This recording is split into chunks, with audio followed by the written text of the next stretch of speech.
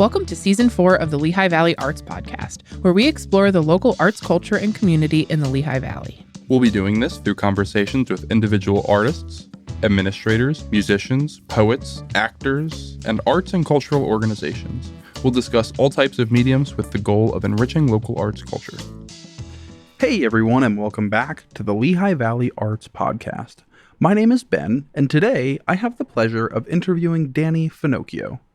Danny Finocchio is a multidisciplinary artist based in Easton, Pennsylvania. A designer by trade, Danny has enjoyed a long career producing graphics, apparel, and footwear for brands like Mitchell Ness, Reebok, and Colombe. Danny meshes his diverse design experience and a love of experimentation with his personal art practice, drawing upon memories, abstraction, pop culture, and sports as a touch point of inspiration. With deliberate playfulness, Danny's pieces reflect a perpetual pursuit to develop his own artistic voice through story, illustration, color, repetition, and form. Welcome to the Lehigh Valley Arts Podcast. Thank you for having me. I appreciate it. Yeah. So for those that may not know you, what would you kind of generally describe yourself as? I would say number one, creative individual, and I've made a career off that. Definitely graphic designer, and that can be a number of things. Yeah. Artist. Yeah, overall just creative, because it just has so many facets, and I'm old enough to have done a few facets, I think, at this point. Absolutely. Yeah. How long have you been practicing as a graphic designer / artist for?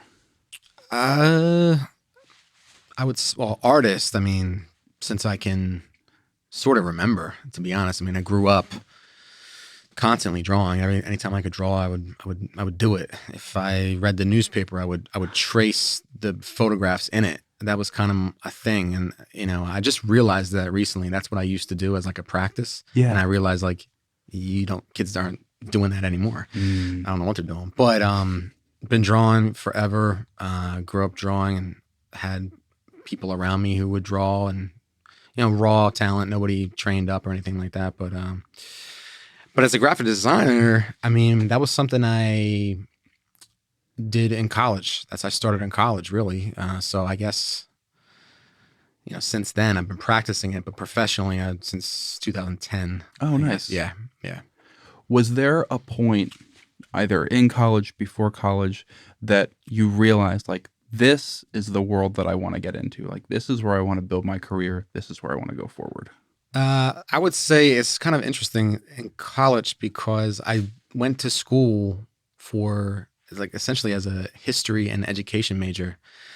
I knew I loved history, but I didn't really know what I wanted to do with it. Mm-hmm. And then I knew I loved art, but everybody at the time was trying to push me into that, possibly. But I'm old enough to say that when I was in high school, being in art in the creative world, it still was that era of you're never going to make any money doing that, or it was going to be so difficult. Nowadays, it's definitely changed. So for me, I didn't really have that aha moment to say, this is what I want to do for the rest of my life, until I was in school as a history major, and then had to change my major at Kutztown, essentially as a senior in school. Yeah. So I ended up going to college for 6.5 years. And I'm not a doctor. Yeah. I'm not a lawyer. I make pictures, So yeah.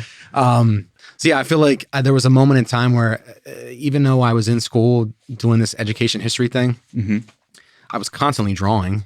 And Yeah. at the time you could post things on Flickr, I think. And I created this drawing where I would just update what I was doing in this drawing over in Flickr. And people started paying attention to it, just my friends and everything. Sure. And that kind of gave me some confidence to be like, maybe I should get into this thing. And I've had to figure out how to do it through school. And that was tough. Makes sense. Yeah. Yeah.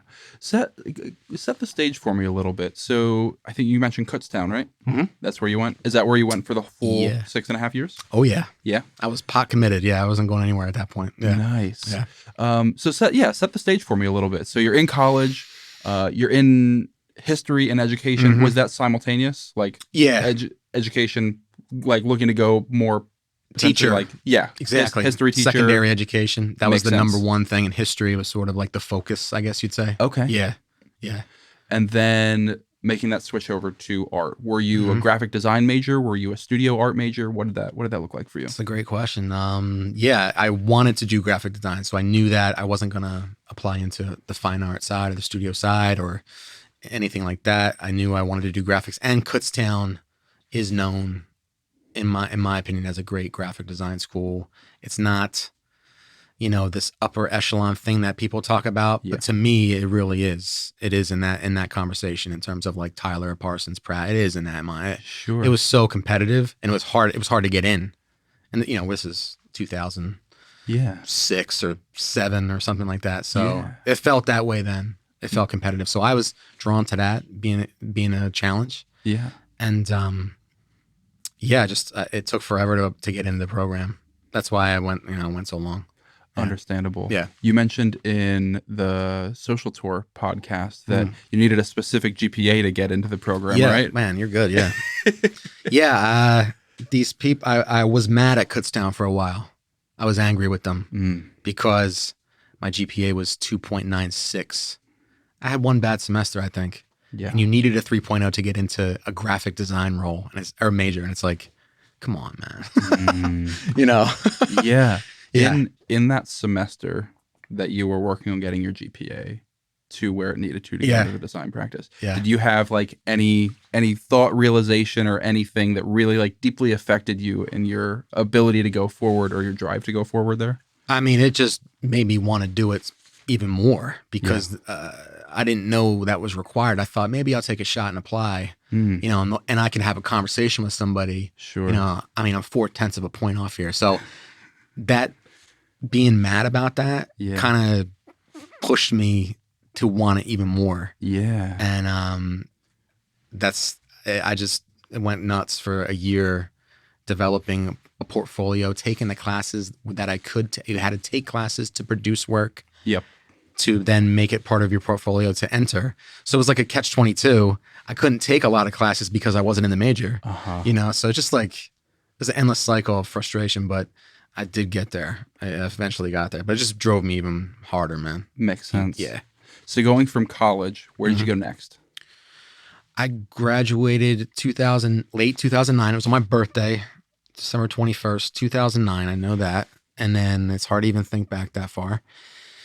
And I really didn't know exactly what I wanted to do because in design school, you're being sort of taught to produce work into marketing or branding identity, Yeah. or certainly web. At that time was just the hottest thing, obviously. Yeah. But I knew that I really wanted to be something in the fashion world. I knew I wasn't like somebody who was going to go to like FIT and Sure. then go on to produce like couture clothing. I was much more into like this whole streetwear thing. I didn't even know what the word streetwear was at the time. I just knew I liked that. That's what I Yeah. grew up wearing. Yeah. Me and all my friends just grew up in sports and in that space and like wearing the clothes that we would wear to play sports essentially and then be comfortable. Yep. So I knew I liked that. And I started looking in that area. And I think I found an apprenticeship I was looking at Adidas. I love Adidas. Yep. And I found an apprenticeship with Reebok because at the time Reebok was owned by Adidas. And I applied to it. And I didn't know really what I was applying for, but it was a graphic design apprenticeship within Reebok. And I felt like it was a fit. And I put as much work as I could together, and then I think I had to wait like 2 months to even hear anything. Wow. And I got it. So that was my first professional gig in the design world. Yeah. Mm-hmm. And so what did that look like for you? What kind of stuff were you working on when you were at Reebok for that introductory kind of, was that an internship? Was it just a... You could call it an internship. It was an apprenticeship. That's what they Apprenticeship, called it. okay. And that was but it's an internship, but it was paid. Sure. And I moved up to Boston, and I got to live with my stepbrother, my cousin. We're all from Pennsylvania. So Yeah. like to live up there together was crazy in itself. We were all Yeah. working in Boston. Oh, wow. It was really cool. And so we all grew up together in different facets anyway. So it was awesome. But as far as like the job, Mm-hmm. it was amazing. Reebok had this giant campus up there. They had a full size basketball court in the building. It was amazing. And as far as like product, it was like I got to work on basketball because at the time they had John Wall as their top basketball sponsored athlete. Yeah. Reebok was still in that. It was the tail end of the Reebok footwear game sponsoring actual athletes in basketball. And I love John Wall. And so I got to work on his product. I don't think it ever got released though. So that was a shame. It was just a shame for my portfolio and obviously for the brand, but because it was cool. I really enjoyed it. And, I got to do some little things. I'm shadowing designers.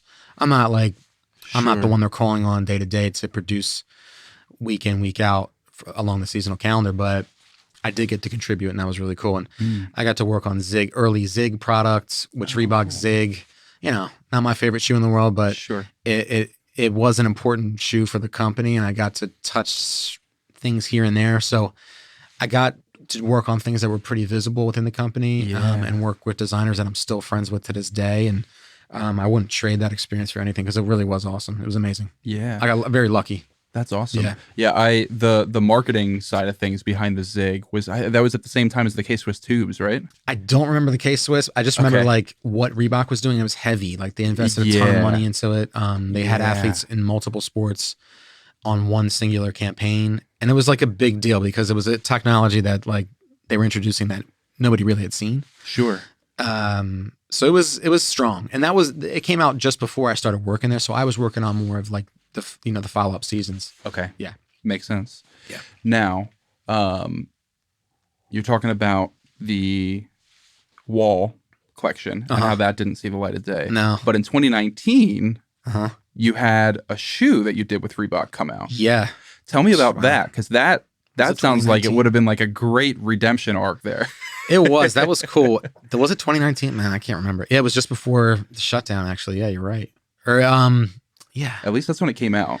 Yeah, so that was interesting because it was like a pilot program within the company. They invited a few designers who were not footwear designers to work on specific shoes. And the idea of how the shoe was going to get produced was that it was going to be sort of like fan voting, essentially. Yeah. So they would launch a shoe like every week or every 2 weeks on a bi-weekly cadence. I can't remember. And I'll back up to what this kind of the story was of the shoe, but basically they would launch the shoe, and if it reached a certain threshold of voting, essentially pre-ordering, they would produce it. Yep. So it was cool because I am not a footwear designer, but I did get to. Now I didn't design that silhouette. That was a famous Reebok Aztec silhouette. Yeah. I got to design the graphics and own the color, materials, and finish of the shoe. Yep. But that was a great experience for sure. Yeah. I know that you had done some designing for Mitchell Ness as well. Sure, yeah. Yeah. And I think I saw that you were doing some cut and sew stuff for them too. Exactly. So I want to hear a little bit about that, but ultimately what I really want to get to is talking about that experience, that cut and sew, versus working on something like picking materials for the shoe, and kind of how that tops versus shoes, and how that design process, how your mentality kind of changed going between those two. Sure. I mean, for me, I'm a graphic designer by trade, so I'm used. At least my training was in digital materials and print materials, exclusively. So getting to Reebok as an apprentice and learning how graphics are really applied to any sort of garment, whether it's embroidery, heat transfer, screen print, the list goes on. That was kind of my initial push into it. When I applied to Mitchell Ness for that job, that was an apparel designer job. So it was about designing the cut and sew. I'm glad you said that term. It's about building the garment essentially, and presenting that work day in, day out, but also working with developers to develop that garment in terms of fit and spec and all those things. So it was an incredible challenge to learn that side of design, that side of product design, because that's not where I was coming from.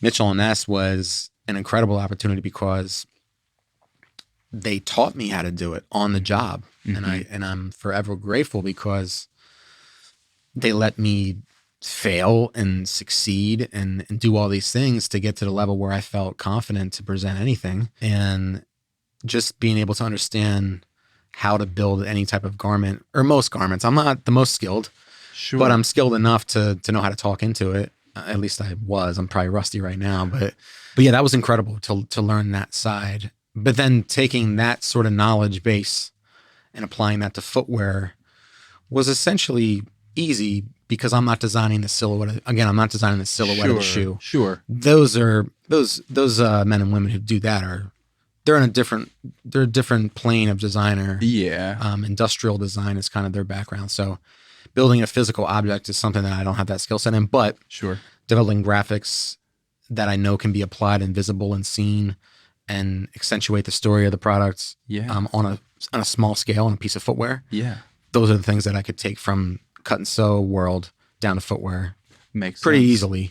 Yeah. Yeah. And going from those two back out to graphic, the more print style, graphic design, poster work, stuff like that. What is that main difference there between going from two-dimensional kind of graphic design work and the way that most people would think about it commonly, and maybe what's something that the average person may experience over and over again, but really have no conceptualization of or no real knowledge of when it comes to how it's actually being produced? That's kind of what it all boils down to. Is to answer your first question, it is the differences is how it's produced. How do you create the tangible object, even if the tangible object is a digital file, essentially? Yeah, I mean, knowing, from the most rudimentary way, the differences between CMYK and RGB, printing and resolutions and things like that, versus how you're going to build a graphic,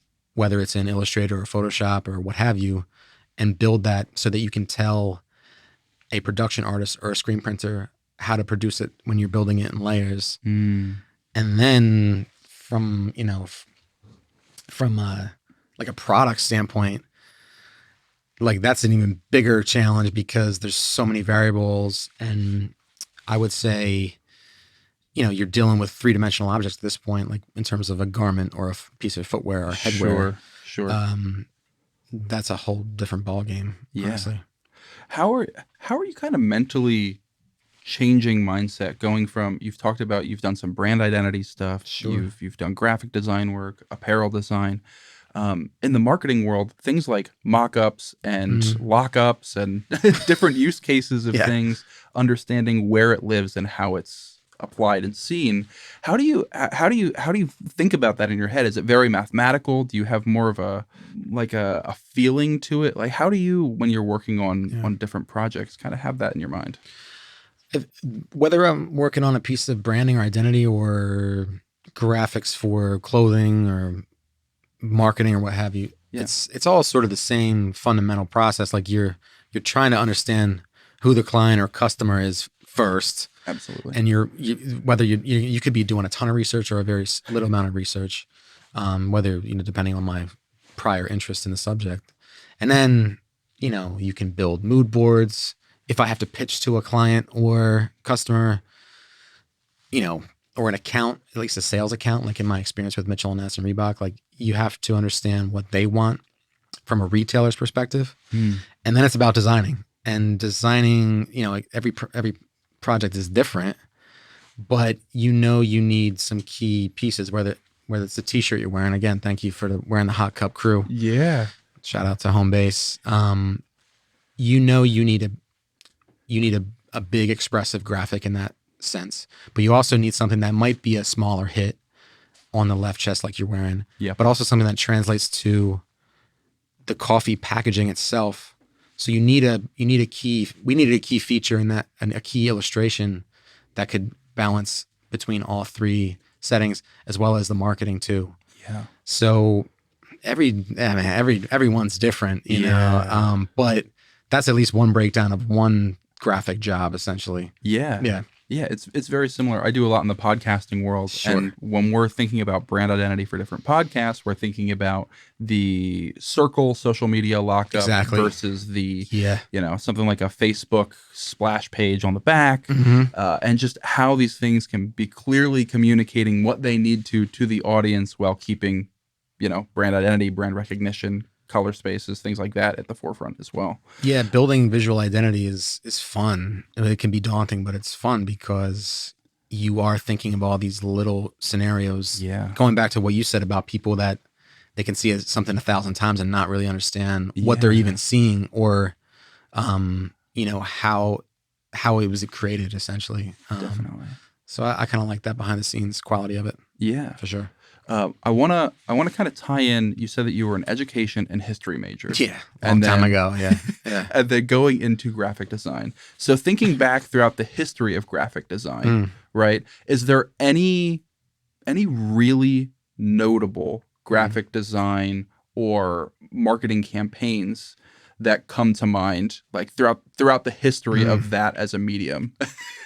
That's a big one. I feel like I'm not like in love with marketing and marketing campaigns. So if we brought up one, I could probably talk about it. But like for me to pick out one, it's hard to. But for me, like certain I do gravitate towards a few graphic designers from the past and current. But from the past, one is major is Storm Thorgerson. He's unfortunately passed away now for a while now. But he was behind the group Hypnosis that did basically the entirety of Pink Floyd's visual identity. I think aside from The Wall is the only one that Hypnosis did not do. But Storm Thorgerson is a huge one. And he did so much in the progressive rock space. But, famously the Dark Side of the Moon cover is his magnum opus, I would say. Yeah. He's a giant to me. I have one of his books and I look at it all the time for inspiration. I would say another one, like in the branding packaging space, is Louise Feely. I love her work. She's more of a typographic graphic designer. That's her focus, and she's incredible. I have like 5 of her books. Awesome. Yeah. So that's a really cool segue into this. Is that oftentimes design, graphic design, and marketing is paired with something that isn't inherently visual or isn't natively visual. Things like music, things like apparel. So when it comes to non-visual inspirations, what kind of stuff do you like to draw from? I mean, to me, yeah, when we touched on it, but like I love so many visual artists. The list could go on forever, but music is such an inspiration to me. It's just been a part of my life forever. I need to know, just going back to being a kid, I needed to crack open the CD or the cassette. I am, up there. Yeah. And finding the liner notes, knowing who produced the records, if there was lyrics, reading the lyrics, if there was images, seeing the images and taking all that and experiencing music in this visual way is so important for me. And any music that I listen to, well, not any, but the ones that I enjoy the most, I feel like their skill level is that, or the skill that I love them for the most for, that they know how to paint pictures, at least in my mind. I can visualize what they're saying essentially. Yeah. I don't know if I have, I don't have the condition where you can like synesthesia. Yeah, that's it. This is Kandinsky. He had this where he could hear color, or if he heard a note, it would evoke a color. That was the way he saw the world. Yeah. I don't have that, I don't think, but I think maybe like a fraction of it, maybe somewhere. And I imagine most artists do, or most creative people do in some way. But music is huge for me. Awesome. Well, kind of in line with that, I want to play, I guess you could call it a game of sorts, where I'll just list an artist, and I would love if you could respond to it in how it inspired you, or how this artist inspired you. Okay. So let's start with Bowie. David Bowie. I mean, if you were going to say like one word, it'd be like, obviously it'd be like reinvention. The guy knew how to, or wasn't afraid to change. And changes, of course, great one. But Bowie's just a huge influence. I love 80s Bowie too. I feel like most people gravitate towards his work in the 70s. Yeah. But man, I just like his sort of like pop R&B world mixed with the blues world of the 80s. I love Let's Dance is my favorite record for sure. Yeah. Absolutely. Yeah. Talking Heads. Talking Heads is like this, combination of so many things for me. It's like, it's art rock, it's so different. This David Byrne's lyrics are so different. He's making love songs about buildings and architecture, and like, Yeah. I just think his sense of humor is so different. And it obviously comes through in the lyrics, and obviously musically they're awesome, but Sure. the lyrics are just so different. And Stop Making Sense is like the craziest. It's so cool. I love that music documentary. It's kind of the, maybe not the first music documentary, but the first of its kind. It kind of changed the game. Sure. So I love that. I can watch that and just like want to create something immediately. Did you get to go see the reissue? I didn't. I thought about going, but I mean, I've seen it so many times, Sure. but it crossed my mind. I know they were playing it here at the Steel Stacks. I thought about it. I was talking to my uncle about it actually, but I didn't do it. But I know it's the 40th year. Yeah. Or last year was. Yeah. So Talking Heads are a huge one for me. They're huge. They're like, I have these pillars of music artists, and they're one of the pillars for sure. Oh, same. Yeah. I can be That's cool. Infinitely inspired by the Talking Heads. Mm-hmm. And they're, when they were around, similar to Bowie, just the progression of music recording, both technology and totally. Oh my gosh, and Totally. Fascinating. It goes on and on. Purely just amazing. I love it so much. Agree. Tell me about Nas. I love Nas. I love hip hop. I mean, it's, I'm a child of the 90s, so for me, hearing hip hop in those not early days, but sort of the golden era of hip hop, the early 90s to mid 90s, like just gravitated toward Nas immediately. I feel like he is the epitome of artist in the hip hop world, in general, artist. And I love the run that he's had for the past 6 albums with Hit Boy. I love it. I follow it intently. His lyrics take you to a place, man. They capture a moment in time. I mean, I love there's a few records I didn't love, but Sure. I mean, he's been a constant for, almost 30 years from me. Yeah. I think King's Disease 3 was one of the best albums.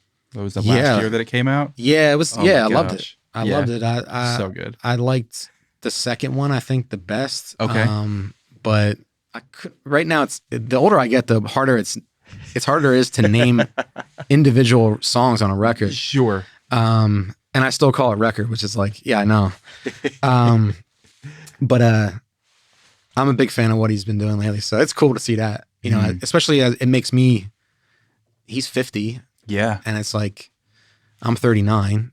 It's just like, it's cool to see someone in hip hop be at that age and delivering that type of music and being different. He's changing too. Yeah. And just lets me know, like going back to Bowie, like to not afraid to evolve and change and embrace new styles. Yeah. It's like a lesson to me. Absolutely. Yeah. So how old are you?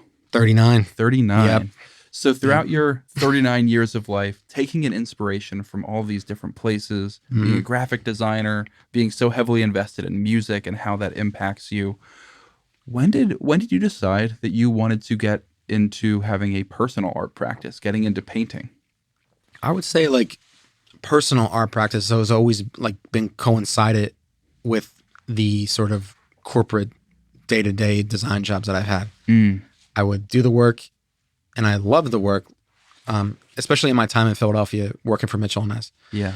I really loved going to work every day. And I knew I was lucky to even just say that because I didn't really know anybody who loved going to work every day. Yeah. But I would still come home and want to be in my sketchbook or trying to paint things or painting on sneakers even or anything that I could decorate, I would want to do. Yeah.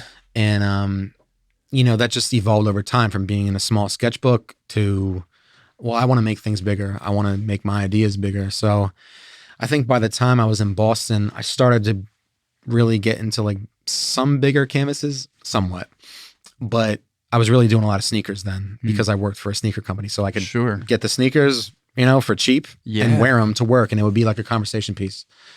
But in terms of like developing a personal art business for myself, during the whole shutdown, I left my job in 2020. Like I was able to work remotely, but I haven't been back to an office in 4 years. Yeah. So at that time in the shutdown in Boston, I moved to North Carolina. And one of the reasons I moved down there was, there's multitude of reasons, but one of the reasons was there's more bang for your buck. There's more, you can get more space. So I had this huge apartment down there for the same price as the tiny box apartment in Boston. Yeah. And so I had my own small little studio room. Yeah. And that's kind of where I started to almost like pull my graphic design ideas into a bigger sense or into a bigger stage. And that's just carried on now that I've been back in Lehigh Valley. I'm in Easton now, and I have a bigger room, to play in essentially. And it's been fun. It's been really fun to develop that side of me, essentially. Yeah. I definitely want to get back to that. But you've mentioned Boston, North Carolina, back to Easton. Yeah. What was that driving factor for coming back to the Lehigh Valley? I mean, this is where I'm from, and home is a big deal to me. This is where, the vast majority of my family is. In the entirety of my whole family is within essentially an hour's drive. My brother is 3 hours away, but I was just there this weekend, so that's nothing. Sure. Especially living in North Carolina and Boston, like 3 hours is nothing. Yeah. But for me to come back home was a big deal, and to find, be able to find design work here and creative work here is a big deal. So I'm starting to branch out and do that more locally. But home has always been a big deal to me. Living outside this area was great for 12, 13 years or whatever it was. But it's been nice to be back home, Awesome. Yeah. Simple as that. Yeah. Yeah. Who are some of the people, you mentioned some of those local connections and working with local businesses, doing some design work. Who are some of those people that you've been able to come alongside and collaborate with? Well, I think, for the longest time, I've been friends and collaborator with Andy Poe over at Home Base and Second Base, and he's been major just in terms of like somebody who I feel like I have like a creative partnership with. Like he can say something, I know exactly what he needs for the most part, and vice versa. And I think like he and I started working together. Let me back it up quick, because my brother and I started a little company called Freebridge Design Co. back in 2014. And that's kind of when Andy and I started working together, essentially sort of with that company. And we did a number of things together. We would sort of promote my work, but we would do design work for Home Base. So he's been major, and that's been going on for 10 years now, which is pretty cool. And I've done a lot of work with Home Base and Second Base, and I've had a lot of fun doing it. Number one, it's the most fun work. It's the most fun I have doing any work. That's awesome. Honestly. And more recently, getting to know Brandon Avery down at Social Tour has been great. Yeah. He's trying to build sort of this creative hub in Easton, and I think he's doing a great job at it. He's bringing all sorts of artists together. He connected me with an artist named Dylan Colazzo out of Allentown, who I really like his work. I feel like he and I have similar taste in a lot of like art outside visual art, mainly in movies, which is a lot of his work is based on that. And then going back to Home Base, that Home Base crew, like I've been friends with all the Home Base people essentially, but Quentin Fernandez is ultra talented photographer with Home Base, and he's been more steady with Home Base over the past couple of years, and I've got to know him, and I think he's a really young, talented guy locally. But overall, like it's just been great and then I've only been back for a year, so it's been great to either reconnect or meet these new people back here and also do fun work together. Absolutely. It's been cool. Yeah. Yeah. So we were just talking about Home Base. You mentioned Andy, working with him. Tell me a little bit about the Homies Project. Well, that one came about, I'd say, in the springtime last year. Andy got in touch with me. He had this idea. He wanted to do something for Home Base's 21st birthday. Yeah. So it was going to be a beer. So it was going to be a collaboration beer with Bomb Place. I hadn't met Sam yet, who owns Bond Place yet, and now we've become really good friends. But we all hooked up along with Quentin as well, and we had, it went on for maybe like a 2-month process from early stages of the design to finalizing to production to the release event. Yeah. And it was great. That came out in, I think, late July. And from that moment, I had actually just gotten laid off of my corporate job, okay, which sucked, but it was great because I rolled out Homie's collaboration and did all the graphics. Anything that had an image, I was able to do. That was so much fun. Coming out of that, Andy put me in touch with Stacy and Elise over at LUAG, Lehigh University Art Galleries, and we went right into that. I did some work with them creating an art creativity book that they could give out to anybody, whether it's at a gallery launch or through one of their programs. And I illustrated the cover and did all the illustrations inside. And that's how I met Elise. Yeah.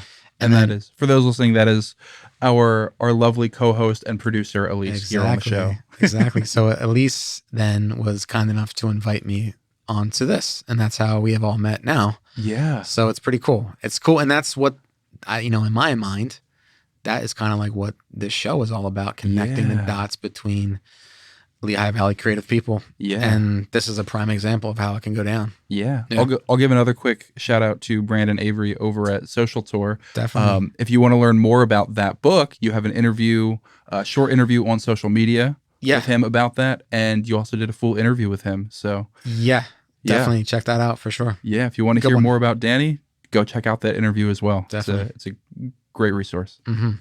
So have you exhibited your personal work here in the Lehigh Valley? I entered a piece into a group show last summer at Connections. Yeah, in Easton, and that was great. That was cool. It's always cool to see your work up on the wall anywhere, but I did have some pieces that were showing in Boston for a while, which is cool. I mean, again, awesome. It was pretty busy last summer, kind of getting up there and doing all these things for that. As far as like any sort of big show, no, I haven't. And I don't know if that's in the cards yet, but I'm just kind of seeing what comes with that. It's maybe. I feel like I don't have I like to experiment stylistically with when I'm painting, I think, and I just feel like I haven't found it yet. What that cohesive style would be to build a body of work for a group show. At least I don't feel I have that quite yet. I'm always experimenting though. Makes sense. Yeah. What do you creatively derive from that experimental nature of things? What is that? What is your draw to continue experimenting in that? Like, have you found anything along that path that you're like, you feel like you're getting closer to something? Yeah. I mean, I love the foundations of the work that I love to do on a personal basis are pattern, color, bright color. Yeah. It's almost like the opposite of what I sort of present. I usually wear black. I mean, people bust my balls for wearing black all the time. And my work is like very ultra bright, colorful stuff that, it's like, it's funny. It's interesting. So for me, I feel like that's something from a subject matter perspective, like that's interesting to pull on. Yeah. But from a technical perspective, I've really started with acrylic, trying to do like very nice acrylic, but it's always like flat color, which I enjoy painting. But recently I've been moving into oil, and that's been really interesting, and a learning curve and a learning process, and so much more technical and nuanced in my mind. And that's been a big challenge, but I really love, I would almost describe it as decorative, essentially. If you were going to attach it to like a genre of art, I would say almost if the decorative movement in a way, that's long past, but it's in that vein. I just love pattern. I love the way colors sit next to each other. I think I've learned that over time, getting the work on canvas. I like playing with juxtaposition of complementary color versus hot color versus colors that vibrate against each other. That is, and that is really kind of nerding out on it, but that's really where I'm at interest wise with my work.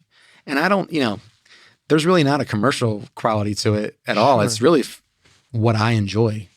I don't know if I'll sell anything, honestly. I've sold a few things, but that's what I really like.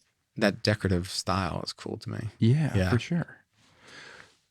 I've seen a theme of sports popping up over and over again in a lot of that work. What can you tell me about pulling inspiration from sports, and is that tied to your graphic design background, tied to things like Reebok? It's tied into everything. I mean, I just grew up playing sports. It seemed like every day, and I grew up closely with a lot of people, but mainly my brother, who is only 14 months younger than me, and my two cousins, who are twins, who are 3 months younger than me. So we always had like 2-on-2 and everything.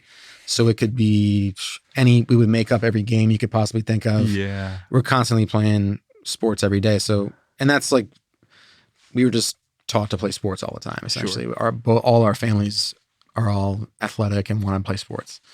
So that is a driving force in just in terms of like what I'm interested in, but also like sport offers, there's a lot of things you can take away from sports to apply to real life. Yeah. That I have.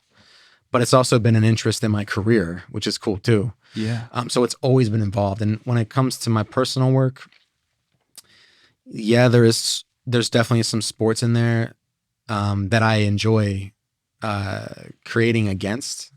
I'm trying to capture a moment, but make it my own and do some flip on it. But it's always there. It might not be there in this sort of decorative work that I love, but sports, it's like a whole facet of my life, that I have to create against, essentially. Talk me through the process of working through and creating some of these more decorative pieces. As a warm-up, as a graphic designer, like if I need to illustrate something, I'll start warming up in a sketchbook.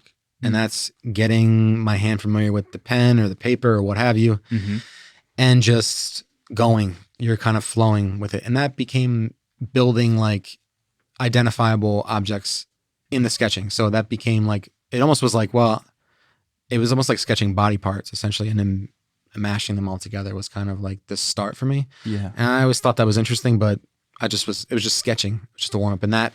But that became the work essentially, which I think is cool. And now I'm working on a piece just this morning in oils though, that is taking that foundation, but instead of body parts, it's floral in nature. And so I feel like I've always been trying to get to that point to use the style to build new objects, not just body parts, essentially human body parts. Sure. But yeah, this one I'm really interested in, this floral one, and I hope to finish it this week. But that's been cool, and I think that could be a path forward for me, a new path forward. I don't know how long it'll last, but I'm enjoying that as it comes right now. Yeah, for sure. Tell me about the presence of color, right? Working with acrylic, working with oils. How does that mental process differentiate or get differentiated in comparison to working on something like digital computer assets? Well, I think like for me, number one, this is like I don't know if this answers your question immediately, but I'll get to a point. Yeah. But I love to write, not write fiction or poem or prose or anything. The physical act of it is interesting to me. Writing cursive, which I know kids aren't doing anymore. But, but that's interesting to me. So it's like this tactile thing. So to be able to design in the computer is fun. To see it in real life, like on the shirt you're wearing, is even more fun. Yeah. But to put it down by hand is really what I like to do. Number one, because the final goal is it's nice to have that final product, but the sort of tactile act of painting is like, it's like a pleasure. It's nice. Like it's something that allows me to focus on something I'm interested in and gets me to this like flow state that I'm always trying to achieve. When I'm painting this pattern work, I'm thinking about other things. I'm not even thinking about the work in front of me. I'm thinking about how to blend this color, but I'm not exactly thinking about it. Technically, it's my hand just kind of takes over. Yeah. It's like cruise control Yeah. but in a good way. Yeah. Yeah. For sure. Yeah.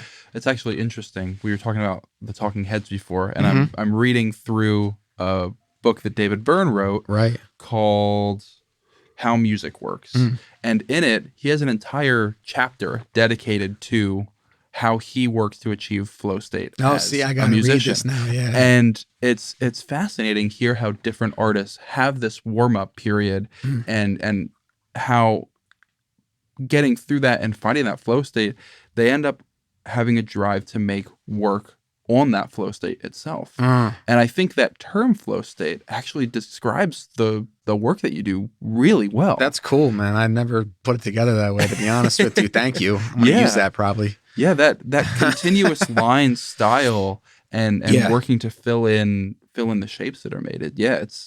That's really interesting. Seriously, never really thought about it that way. That's cool. That's kind of blowing my mind right now. I think like even going back to sports, like it is like a I kind of take like a lot of things from sport into the art. Like it is like this warm up. It is this practice. It is this craft, this everyday work. Yeah. It is artwork. Like to me, it's work. I don't feel like I'm the most gifted. I don't know. I can't paint your face right now. Like I can't paint it. Like I just don't have that skill set. Not to say that's not, I'm not talented enough to do it. I could try it. Sure. I'd try it my own way. Sure. But like, it's kind of like, I've always been working through something through art, like, and it is the work. It's kind of like the process is what I like almost. Yeah. Which is good. I did love to practice in sports too. Like I loved baseball practice a lot. Yeah. I love the game, but like, man, I'm like going back in time here. Actually, I'm figuring some things out about myself. It's cool. That's cool. That's really cool, man. I like that. Awesome. I like that. I mean, I think flow state applies equally as much to sports too. Totally. Like as soon as one's in competition, Totally. like when you're going, You're in the zone. you're in the zone. It's like, that's what I want to be in art. I want to be, and maybe the art term is flow state, but like in the zone is like, the baseball looks like a basketball. That's the size of basketball. In basketball, the hoop is the size of the ocean. You know what I mean? Like absolutely. You can't miss. That's what I'm trying to constantly achieve that. Yeah. When you're sharing work or when people are seeing your work in a gallery, what's something that you wish you as the artist could tell them about your work? Like what's something that most people may not either see off the bat or understand, but that you think is important for them to know? I mean, from almost like a, not to say selfish perspective, but like, it's almost like trying to get them to understand the work that went into this, the art of the process. Kind of. Yeah. And cause I think people are interested in that though, but most of the time the question is if they see something I've created, could be anything. The most popular question I've ever heard in my whole life is, how long did it take you to do that? And it's kind of like, that's a fine question. Sure. But it's very surface level. Yeah. My goal or my job as an artist, in my opinion, is to tell you that process essentially. And I think that for a long time as a younger artist, at least for me, when I say you, I mean me, I felt like, oh, well, my art speaks for itself. Yeah. I want my art to speak for itself. But that's because I was afraid to talk about it. Sure. Not afraid, just not confident, maybe. Yeah. So for me, like, I'm always willing to talk about the work. So if anybody wants to ask a question, I'm happy to answer. But I guess it's always like, maybe what's the thought process behind the piece, not how long did it take me. Yeah. I guess. And that's, that's depending on the viewer. Yeah. They might not know to ask that question, and that's okay. But I hope we can get to that in the conversation if they do approach me. Absolutely. Yeah. Danny, I think this is a great segue into the work of yours that we're actually going to be talking about in this episode. And that is Two Ships. You made that in 2023. It is 20 inches by 20 inches. And you have stated here that it is oil on canvas. Would you mind describing this piece for the audience? Yeah, absolutely. I mean, this was a fun one for me.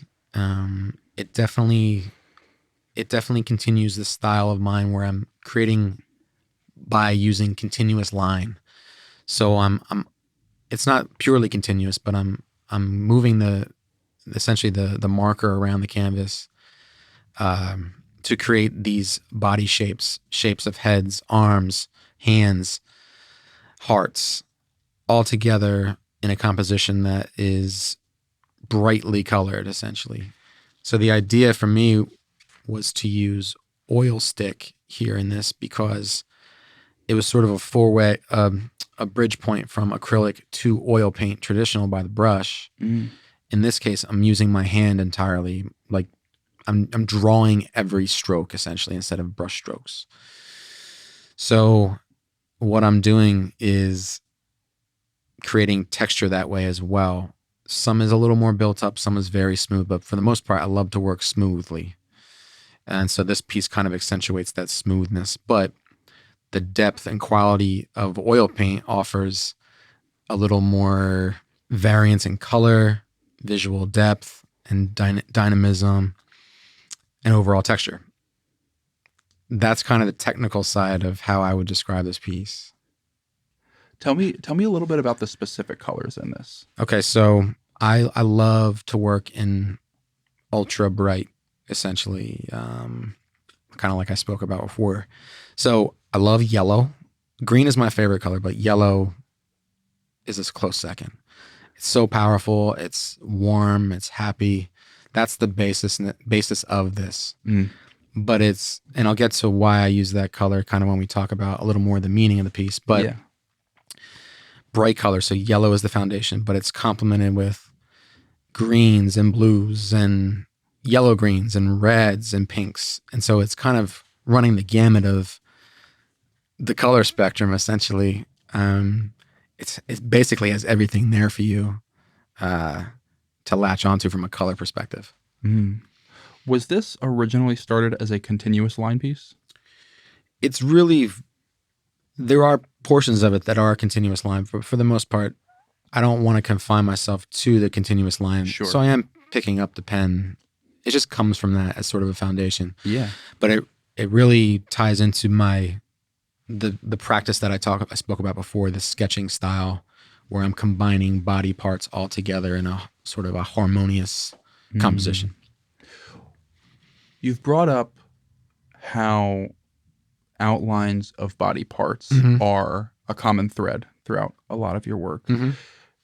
What is your draw to these depictions of body parts? It's a way to abstract human figures in a way, for me at least. Yeah. So in this sense, I can create two figures, but with that, you don't know if it's a man or a woman or an alien. It could be anything. But the idea is to draw on human figures as something immediately recognizable so that I can abstract them into a thought, express my own thought through that, essentially, if that makes sense. Yeah. And when it comes to this piece, what would that thought be? Well, the idea of the title is two ships, and it comes from the expression like two ships passing in the night. It's kind of like it's like a love story that never was, essentially. So my thought was, I have two figures that are sort of reaching for each other, but they're not quite embraced. There's a space, there's a distance there. That's where that originates from. But it's in the style of this sketch quality, this abstraction. Yeah. In the post itself, you have Isaac Hayes' "The Look of Love" on this. Yeah. Did you think about that song or have that on in the studio while you were working on this piece at all? Yeah, I definitely had like a R&B thing going on at the time. Sometimes I choose these songs because, well, number one, that's a great song, and Isaac Hayes is great. But sometimes it's like, yes, this is a great love song. It kind of captures like what I'm talking about in the piece, but it was also, and I shamelessly trending at the time on Instagram. So it's like it did capture some things for me. Sure. So absolutely. So I chose it for all those reasons. Awesome. Yeah. What else do you want to tell me about this piece? I know that we were talking about how some areas are very built up with the oil pen, and some areas are a little bit less so. And I'm seeing some white in here. Tell Tell me about that gradient and gradation from darker to lighter, and what you were looking to accentuate or express with that in the piece. It's kind of what I was, just to touch back on something I talked about before, being a bridge from flat acrylic to oil paint, traditional brushstroke oil, because for me, it's almost like a technical exercise. I am trying to teach myself how to, or not only teach myself, but challenge myself to create these blends and these gradations, some of which are using colors that are complementary of each other, but some that are off, essentially, to create sort of like a visual, something's off about it sort of thing. Yeah. That's why you see some of the greens kind of gradating into the red. But to me, it was almost like it's a bridge point stylistically, actually, more than about me trying to express something. I am expressing a thought for sure, but this was a moment for me to. You chose this one, so that's why it's interesting. Like, this is a moment for me to say, like, number one, I'm expressing a thought, but number two, I am trying to transition myself into working with oil and bringing the work to a new level. Yeah, for sure. And you had brought up another piece that you're currently working on that had a lot to do with flowers and bringing that kind of movement and those dynamic shapes with flowers into it. Right. And you showed me an in-process shot. Is that posted at all? No, for anyone to see. I've been kind of playing around with putting it out there on the stories, you know, which is fun. You know, I always enjoy that stuff. It's kind of teasing the work for people. And what do you think you learned from this in two ships that you were able to bring going forward? Like, I love that you're using this piece as a touch point to go from that more flat, two-dimensional color to where you are currently heading. Yeah, and that's what it is. It was about kind of gaining the confidence to myself to say, "Oh, I can do this the way that I know how to do it."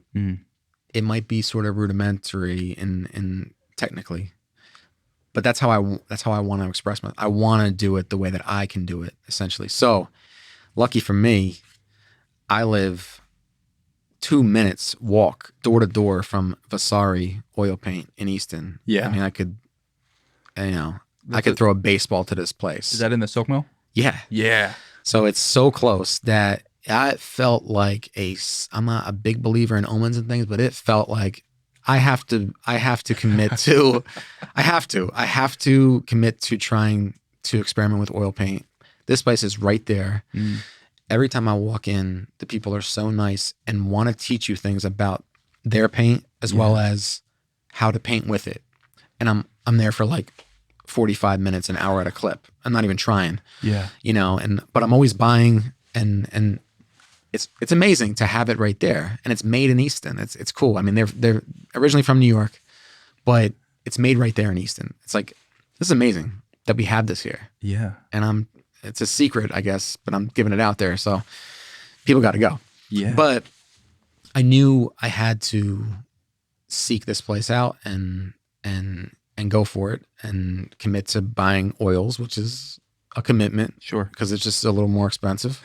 A little bit. But, you know, a little goes a long way. Yeah. But I just felt like that's where I had to take the work for me to be more impactful. And so the piece that you chose to talk about is cool because it was that sort of touch point to get to the piece that I'm working on now, essentially. Well, I think this is just an observation. Tell me if I'm wrong, but this likening of a love story and these two ships passing by, it kind of feels like two styles passing by, right? You're going from this flat to working on this more dynamic color shape, and it's deep. They're going by. Yeah, I mean, what I feel like what I was talking about was sort of like surface level, and that is again going back to like the expressing the work as the artwork essentially. Yeah, definitely. Yeah. It feels like that point, and that was I think September timeframe of last year. So that has been kind of, I guess the past 6 months have been sort of this oil paint process. I haven't been putting a lot out there for people to look at, but it's, because I've definitely made some failures for sure. Sure. Yeah, we've all been there. Yeah. But where the track that I'm on right now, I feel good about. So I'm excited for when that's finished. Yeah. Yeah. The whites that are in this piece, is there any kind of an underlayment to this canvas? Or is the white that we're seeing the bare canvas itself? No. I actually, I don't like to leave any white bare canvas. Really, it's not what I enjoy doing. So in this particular case, all the colored shapes, everything they got a color. So the entire piece has an underpainting, an acrylic underpainting. So it's likely of the opposite color of what the oil is on top. Okay. To darken it, essentially. Yeah. Yeah. So, but in the case of the whites, sure, I'm probably doing white underneath and chose to do white on top or something, or an off-white. Yeah. I like to use off-white. Yeah. I don't like to use pure white. So this is maybe a little bit more of a nerdy question, but thinking about color as it pertains to the digital side of things, CMYK, RGB color, and the way that those mix is very different than the way that physical paints, acrylic, and oils mix together to create new colors. Sure. Coming from that graphic design world, was that like part of that process that you were really interested in figuring out more? Was that something that you had already had a educational basis for? Like what was that experience like for you, thinking about color in these two very different ways? Color, well, in terms of thinking about them two different ways, like, so again, when you talk about graphic designer training, like the typical training is to work in print and digital, but you're mainly working in your computer. So you're looking at a screen, you're trying to understand RGB and trying to understand what CMYK might look like in the real world. And you have color books to reference.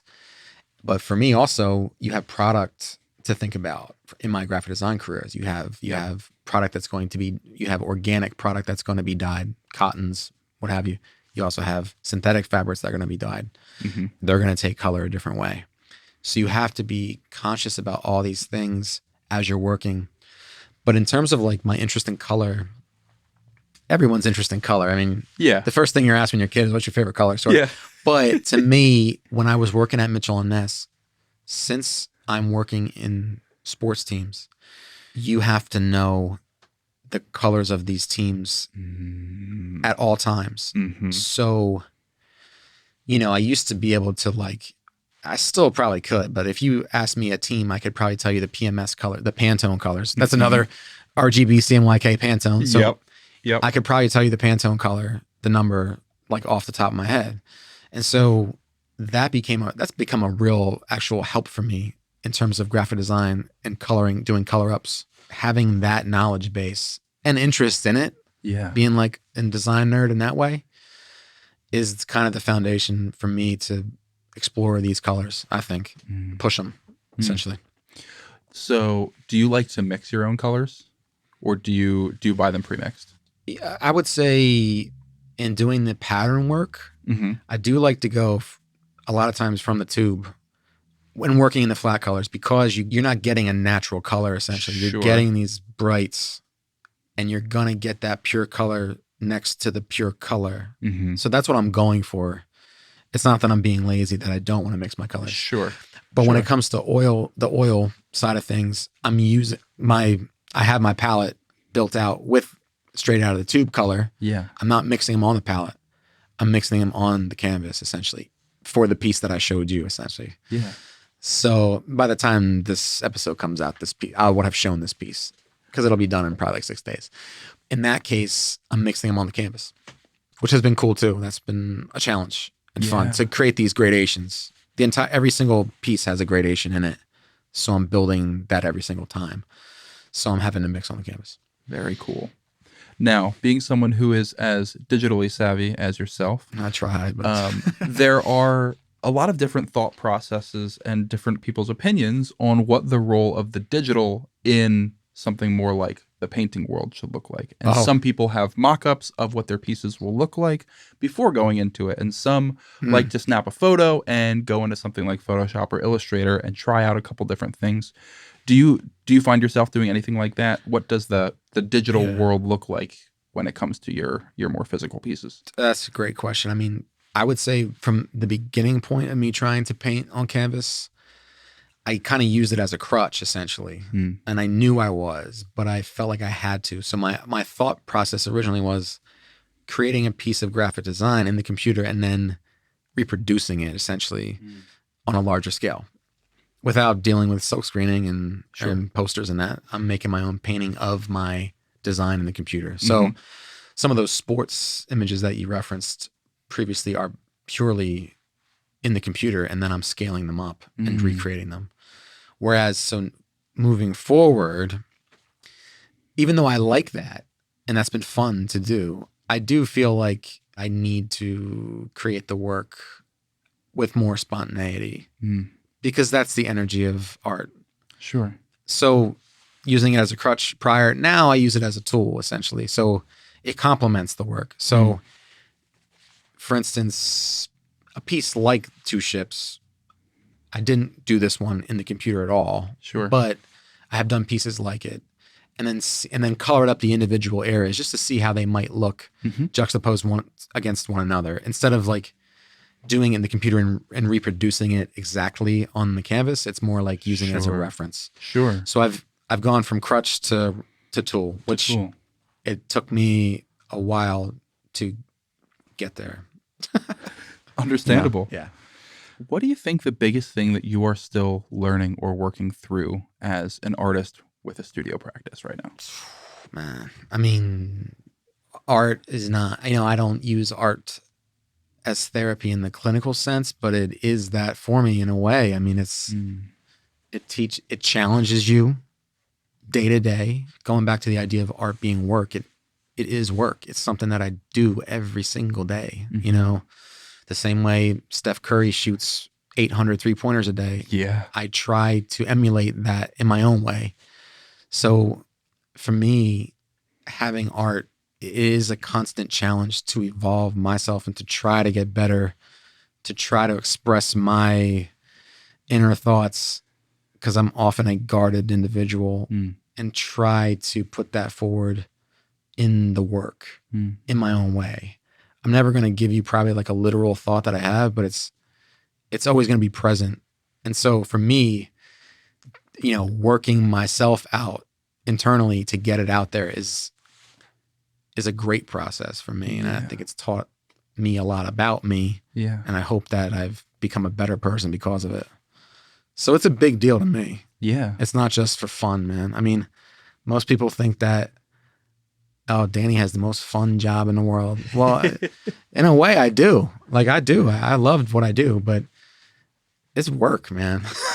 Yeah. It is work, for real. Artwork, there's a reason the word work is on the end of it, because it's serious to me. So yeah, it's a job, but it's a job about me, essentially. For sure. I have one more follow-up question, going back to Two Ships and going from that digital to digital as a crutch to digital as a tool, digital as a reference, right? Into that.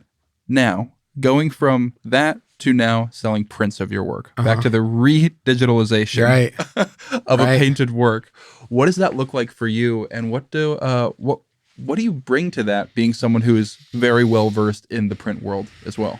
Well, I think, on a purely surface level, it allows me to not have to pay 8 people to do everything for me. I mean, I can source a photographer, and Brandon Avery from the Social Tour has been great in that regard. So he's actually photographed all my work. Oh, that's awesome. For reproduction. I think he's done a really fine job at it. And I really think the last couple he did, which was Peacock, he did a full batch, but I haven't released all of them yet. Peacock and Play and Peace in Motion. Really just the color came out in a different way in this one, and we shot him outside, which was really cool. And he had the idea to do that. So it's like, I wouldn't have thought of that. I would have thought we should do them in the studio. He wanted to bring them outside because I have a good outdoor space where I live. And so having his knowledge base has been wonderful to rely on. He's a pro. But for me, it's like he can do a certain amount of editing. I can do a certain amount of color editing because I know what I want to see in the work. And then I also know how to upload all these files and make sure and set them up from a product perspective, and hope to know from a product tiering perspective what I should do for pricing, Sure. And all that's kind of become, all that's come from my professional career. So I've been able to leverage that into my personal work in a way. But I know it's been nice to not pay all this money out to others. When you're getting proofs back of your prints, what are the kind of things that you're looking for that maybe for those that are not as well versed in the print media world can learn from you about what they should be looking for in proofs of their own works? I mean, first off, sourcing a quality company to do your work. If you can't produce your own prints yourself, which I don't, I have a company produce them. Proofing with them, it was a great process. It's about finding the right paper. For me, I want to use giclée style printing, which is essentially like, it's a fancier way to do inkjet printing. And by fancy, I mean more highly technical and better. It has like an archive quality to it, essentially. But when I receive those proofs in, so I know I have the right paper now, I know I'm at the right size I want to be. For me, it's color. But I have the painting right in front of me that I can use as a reference. If I know I need to bump that up in Photoshop or what have you, or play with the lighting, I know I can. And then I've had no issue with any proofs at this point, again, because the photography has been nice. Sure. It's been great. So that's been a huge help for me.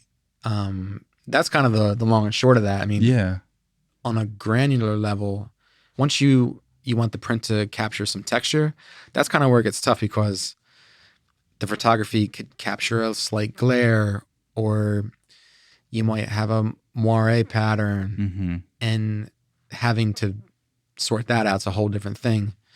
But if you have a good photographer and good photo editing skills, you're on your way. Absolutely. Yeah, it's a start. Yeah. And what's next on the docket for you? What are you thinking about right now? Maybe that you haven't started, but you've got filed away for this is where I'm going. I've been from a personal work side. It's been kind of like I get to do whatever I want to do, and right now I'm working on this piece, like the piece that I've been discussing quite a bit, which is a mystery at this point. But that's been fun for me to work on. I've been working on it for a couple weeks, 3 weeks maybe. So that's on a personal side. On the sort of graphic design side of things, that's how I keep the lights on. So for me, that's in constant motion. And that is, there's a few different facets happening right now. I'm currently interviewing for some corporate jobs and seeing what that looks like. I've been interested in a few jobs out there, and then I'm still freelancing all the time too. So I'm about to start an interesting freelance project. It's confidential, but I hope to have some more work with Home Base this year. Awesome. We've talked about it. When I created the Hot Cup Crew Southside Joe illustration. For those listening, that is what I'm wearing right now. Yeah. I'm wearing the light gray version of that. Go out and support Home Base, Hot Cup Crew. When I created the illustration for Hot Cup Crew, Southside Joe is what we call him. Yep. I did other work at the same time for Andy and Home Base. And we have a little bit of a vault. And this was like 2 years ago, actually. So that guy's 2 years old. Wow. We evolved it once we knew what Andy wanted to do and what Home Base wanted to do for this coffee project, but it wasn't quite realized when we did it. So makes sense. Perhaps with some of the vault work that I've done with Andy and Home Base a couple years back, maybe that would come forward this year too. So maybe be on the lookout for that in the spring. Maybe. We'll see. Yeah. Sweet. Yeah. Well, where can people find you if people want to reach out for freelance? How do they get in contact with you? How does that work? I do a lot of things on Instagram. That's really where I live. It's the one mode of social media that I like. So you can find me at Danny Finocchio. That's Danny and then Finocchio. It's spelled like Pinocchio, but with an F. That's the easiest way I can say it. And if you are interested in working with me, I would love to work with you, especially local people in the Lehigh Valley. I love that. That's been some fun. That's been the most fun I've had. You can email me at danny@studiofinocchio.com. All those links are in my bio on my Instagram page. You can DM me if you like. We can start from there too. Or if you see me in the street, you can see me at Three Birds Coffee Shop too at downtown Easton. I'm there all the time. Don't be afraid to come up and talk to me. Shout out Three Birds. Yeah, it's my favorite little spot. But yeah, that's where you can find me. And I hope we can do some work together for sure. Awesome. Yeah. Sweet. Well, thank you so much for coming in today. Thank you for having me, man. Appreciate it. Danny, thank you so much for coming in to record with us. This episode's opportunity of the week is for the upcoming Dear Misty and Glass Mask show on June 1st. This show will be held at the Bethlehem Rose Garden as part of the Live in the Garden series. It's a free, outdoor, all-ages concert with food trucks, wine, and beer vendors, as well as a nearby playground for the kids, and all the summertime neighborhood vibes you could dream of. Festivities will start at 5:30 p.m. This event was organized by the Bethlehem City Chamber of Commerce and Tape Swap Radio. Find out more by visiting Dear Misty's Instagram at Dear, D-E-A-R, Misty, M-I-S-T-Y.